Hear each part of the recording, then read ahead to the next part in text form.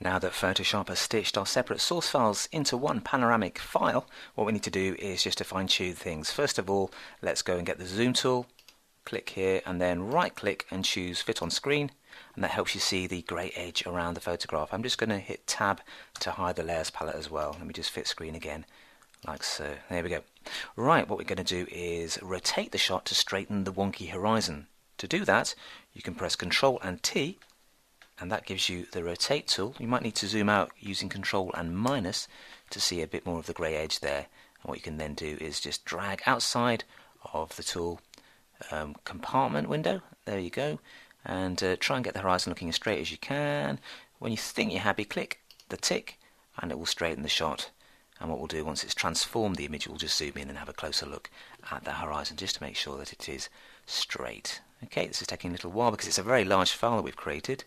It's very, very big indeed because it's multiple digital photographs stitched together. Control plus, zooming in. That looks not too bad at all for our straightened horizon.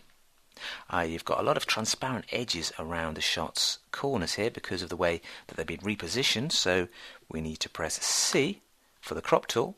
Alternatively, you can get that from the toolbar here, and then just click and drag to select the whole shot, and then if you hold the shift key you'll constrain it to the same size as the original document, and then just bring it in until you've lost the checkerboard pattern around the edge there, and that will allow you to crop the panorama. If you want to make it a little bit wider, let go of the shift key and then just stretch out until you get as much as you can in this window here. Everything else outside will be lost once we click the tick.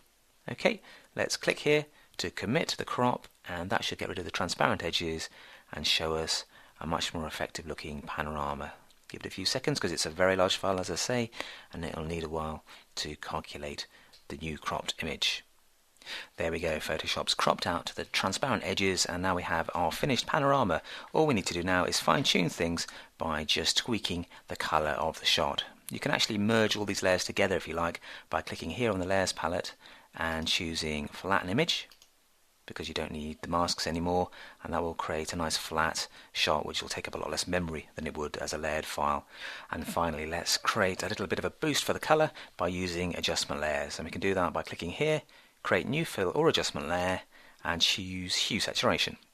And that pops up another dialog box, and you've got a nice slider there in which you can just drag the master saturation slider to the right, and that gives you more vivid looking blues and brighter and stronger greens and makes the shot look much more interesting. Let me just close that by clicking here.